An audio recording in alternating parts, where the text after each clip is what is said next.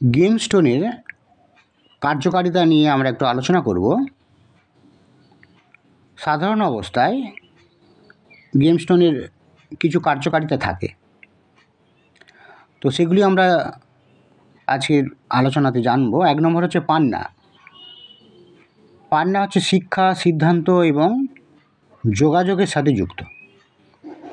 লালপলা ভৌমদোষ থেকে মুক্তি, গৃহ রক্ত ঘাটিত যে সমস্যা এবং দুর্ঘটনার সঙ্গে যুক্ত, এগুলি থেকে মুক্তি পেতে লালপলা ধারণের বিধান আছে। পোগরাজ জন্মছকে সাম্যতা সর্বসফলতার হচ্ছে কারক। নীলা সর্বকাজে বিঘ্ন, দুর্ঘটনা, হাড়ের সমস্যা, বিলম্ব ইত্যাদি সমস্যাগুলি দেখা গেলে নীলা ধারণের বিধান দেওয়া আছে। চুনি সাফল্য, পিতা, দৃষ্টিশক্তি, সম্মান ও পদমর্যাদা বৃদ্ধির জন্য চুনি ধারণের বিধান দেওয়া আছে।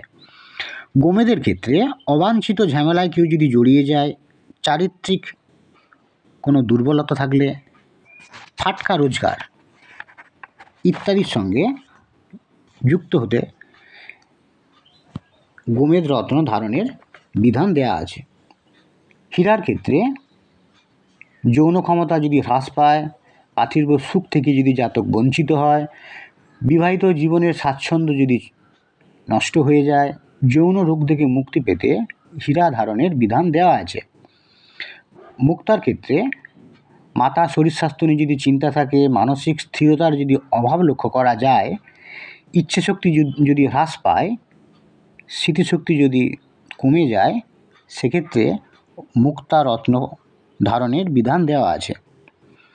এগুলি সাধারণ অবস্থায় গেম স্টোনের বিভিন্ন কার্যকারিতা, কিন্তু গেম স্টোন বা রত্নপাথর ধারণের আগে অবশ্যই যে যার জন্মকুণ্ডলী বা বার্থ চার্ট সেগুলি ভালো করে বিচার করার প্রয়োজন আছে।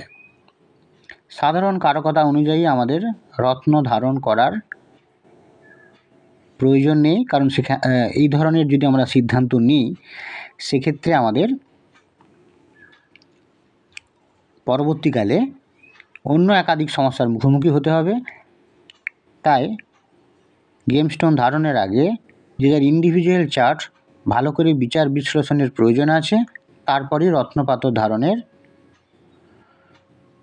প্রয়োজন বলে মনে করি।